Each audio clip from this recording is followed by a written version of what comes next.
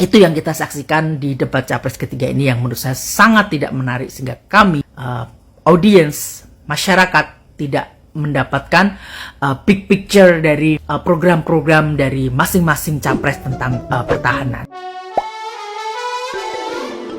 Makin panas, Anies banyak serang Prabowo di debat Capres ketiga. Jadi gini, saling serang antara Prabowo dan Anies bikin debat Capres yang berlangsung 7 Januari kemarin seru banget nih. Mulai dari Anies yang nyindir soal Menhan punya lahan pribadi seluas ratusan ribu hektar, sampai soal anggaran Kemenhan sebesar 700 triliun rupiah, tapi cuma beli alutsista bekas. Respon Prabowo pas disinggung Anies pun jadi perhatian. Masalahnya, Prabowo sampai masang wajah mengejek sambil tolak pinggang pas Anies klarifikasi soal data kepemilikan tanah itu. Ya, Prabowo sih juga sempat balas sindir dan anggap Anies tuh kerjaannya cuma ngomong doang, tapi sindiran Anies tetap lanjut nih. Ada momen Anies kasih skor 11 dari 100 buat Kemenhan pas masa kepemimpinan Prabowo loh. Nggak sampai di situ, tensi keduanya jadi makin kelihatan panas karena Prabowo sama Anies gak salaman pas debat selesai. Anies sih bilangnya mau samperin Prabowo, tapi Prabowonya udah pergi duluan. Kalau Prabowo sih bilangnya harusnya Anies yang datang dan nyamperin buat salaman karena Prabowo lebih senior. Ada mbok ngobrol gitu loh kalau sama-sama pengen salaman biar ketemu. Ya, soal debat ini sih Prabowo juga sampai nilai Anies terlalu ambisi jadi presiden dan ngadu domba rakyat. Meski jubir Timnas Amin Fauzan Faudi malah bilang kalau dilihat rekam jejaknya, kata ambisi itu lebih tepat kalau diarahin ke Prabowo sendiri. Duh, panas bener emang nih keduanya sampai nimbulin pro kontra. Ada yang bilang Anies terlalu ofensif, tapi ada juga yang bilang sah-sah aja karena namanya juga lagi debat.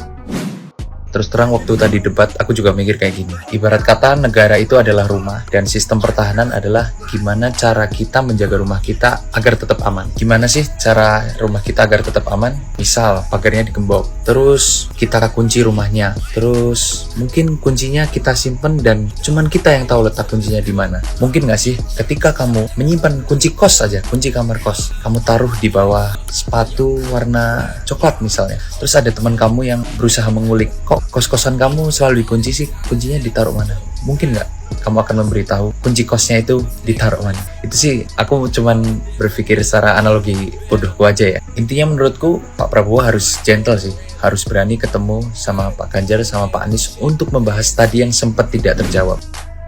Siapa yang habis nonton debat capres malah jadi kayak kok gitu, terus malah jadi ilfeel sama yang dua lainnya gitu. Gue jadi melihat ini tuh sebagai 2 lawan 1. Kayak segitunya kah kalian takut dengan satu orang ini gitu loh, yang begitu gitu kan, segitunya kah kayak 2 orang bersekongkol untuk menjatuhkan yang satu orang ini gitu ya, segitunya kah gitu loh. Terus menurut gue jadi ilfeel sama salah satu di antara mereka gitu loh, kayak menghalalkan banyak cara untuk menggiring opini orang gitu. Hati-hati ya guys, ini lagi mau pemilu, banyak banget penggiringan opini. Kalian cari tahu dulu beritanya baik benar apa salah, opininya gimana. Jangan sampai opini kalian yang harusnya itu lebih kayak diri kalian itu malah digiring menjadi opini orang atau pemikiran orang gitu. Jangan sampai seperti itu ya. Gue malah jadi ilfeel sama yang sana tapi jadi kasihan sama yang sini. Jujur gue malah lebih apresiasi si satu orang ini yang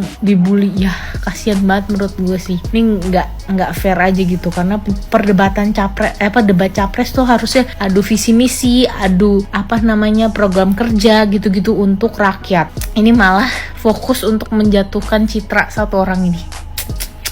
Kejam banget ya, kayak caranya kurang cantik.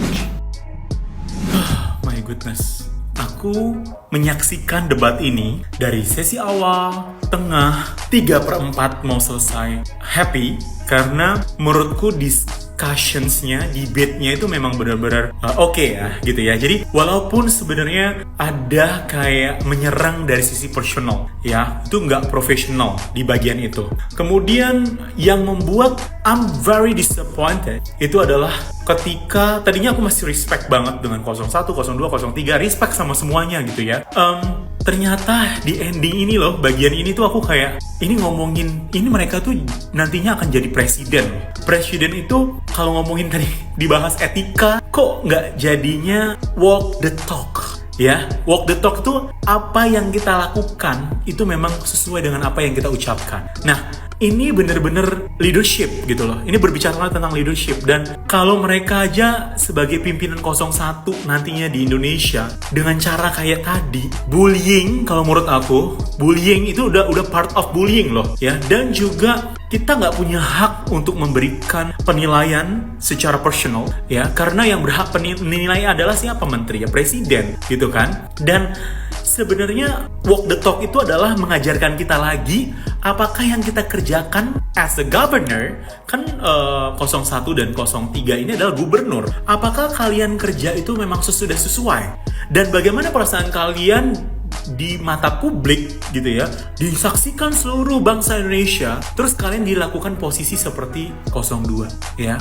Honestly, I'm disappointed ya. Bener-bener nggak nyangka gitu loh, kenapa mereka menggunakan cara seperti itu ya, menjatuhkan. Kalau ngomongin debat itu bukan seperti itu. Debat itu memang agree dengan speak by data, terus juga tentunya yang ada data-data prudent memang nggak perlu kita sampaikan, confidential nggak perlu kita sampaikan dan sebagainya gitu loh. Oh my goodness, aku nggak speechless banget gitu loh kalau misalnya at the end mereka terpilih dengan attitude seperti itu, dengan cara komunikasi seperti itu ya. Menurut aku apa yang ditanyakan soal etika dan sebagainya itu nihil, tidak ada dalam diri mereka gitu, karena mereka tidak belajar untuk tadi tepos liro, saling menghargai, bertoleransi ya, sopan santun, courtesy dan sebagainya. Wow, ini adalah stage terpanjangnya aku nih ya dalam bikin konten ya. Tetap semangat untuk 02 gitu ya.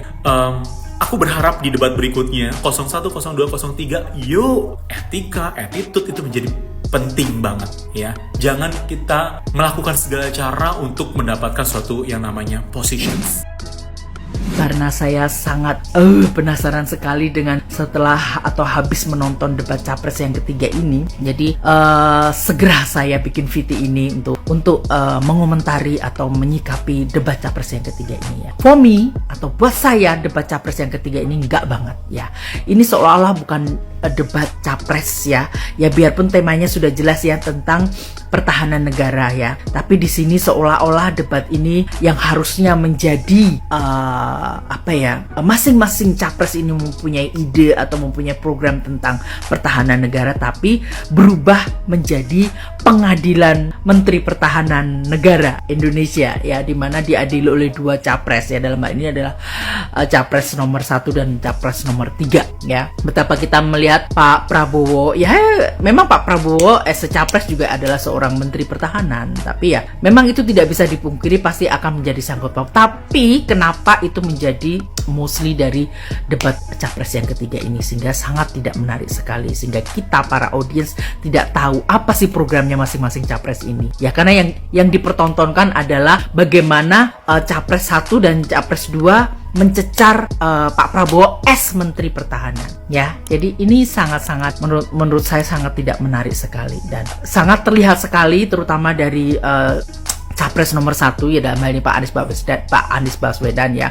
Mungkin di capres sebelumnya beliau pernah diserang Pak Prabowo atau karena tidak beretika dan lain sebagainya, and I agree with Pak Prabowo. Mungkin ini karena tentang pertahanan, mungkin ini menjadi kesempatan Pak Anies untuk membalas itu ya, yang dalam arti ini menyerang. Karena kita lihat ya betapa Pak Anies menyerang terus terhadap Pak Prabowo ya. Yang dipertanyakan tentu saja bukan kapasitas dia, program-program dia jadi capres, tapi justru jabatan beliau sebagai Menteri Pertahanan. Jadi ya ini yang saya bilang sangat tidak menarik. Nah, sedangkan Pak Ganjar ya mungkin dia lebih banyak melempar bola ke Pak Anies untuk menyerang Pak Prabowo. Tapi karena memang Pak Ganjar ini juga kayaknya juga lebih fokus kepada appearance, retorika dan lain sebagainya yang menjadi keahlian beliau ya. Dan secara esensi pun saya juga nggak ada esensinya. Nah, kembali lagi tentang tema tentang pertahanan negara ya. Saya nggak tahu apakah panitianya ini kok nggak mengantisipasi gitu ya, karena kita semua kan udah tahu tema pertahanan, dan Pak Prabowo salah satu capresnya adalah seorang Menteri Pertahanan, udah pasti akan terarah ke sana. Tapi ya sebenarnya nggak masalah kalau 1-2 mereka mengupas tentang program-program Menteri Pertahanan ya, tapi ternyata itu menjadi majority atau ya debat capres 3 ini, sehingga sekali lagi saya sampaikan bahwa kita nggak mendapatkan audiens tidak mendapatkan apa sih masing-masing capres ini program tentang pertahanan negaranya. Ya, jadi ya kalau saya bilang ini adalah pengadilan Menteri Pertahanan, ya kelihatan sekali gitu. Dan sayangnya juga pertanyaan-pertanyaan yang disampaikan Pak Anies pun juga bukan pertanyaan-pertanyaan yang bisa dijawab 2 menit, 3 menit, bahkan 5 menit. Nggak bisa, karena satu berwujud data. Makanya berapa kali kan Pak Prabowo kan, ayo ke kantor saya jelaskan, saya orangnya terbuka. Tapi di sini ya of course Pak Prabowo tuh terikat profesi beliau sebagai seorang Menteri Pertahanan, di mana ada rahasia-rahasia negara yang beliau harus jaga, yang dia nggak bisa publikasikan secara umum gitu loh ya. Kalau memang mau tahu detail ya ayo ke kantor gitu loh. Bukan bermaksud untuk menyembunyikan, no gitu loh. Nah itulah saya melihat Pak Prabowo sudah berusaha menjawab dengan baik sekali ya. Tapi ya balik lagi, karena tujuannya memang adalah untuk mencecar Pak Prabowo as Menteri Pertahanan, bukan beliau sebagai seorang capres, program capres beliau enggak, tapi memang beliau diserang sebagai seorang Menteri Pertahanan.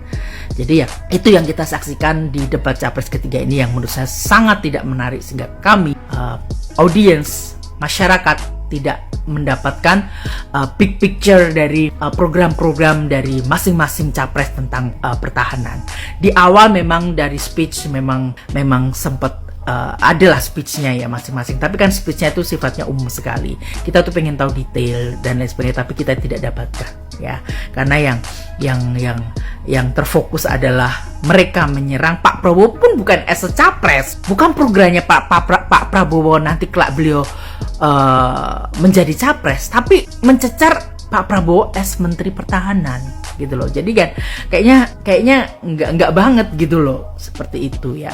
Nah, as Menteri Pertahanan ya of course lah. Kalau dibilang Pak Prabowo tuh jawabannya bertahan, ya dia harus bertahan jawabannya, karena sekali lagi seperti yang tadi saya bilang, ada rahasia-rahasia negara yang tidak bisa diungkap secara publis, ataupun ada hal-hal tertentu yang bisa diungkap secara umum, yang dimana orang nanti bisa salah terima dalam menangkap jawaban beliau ya.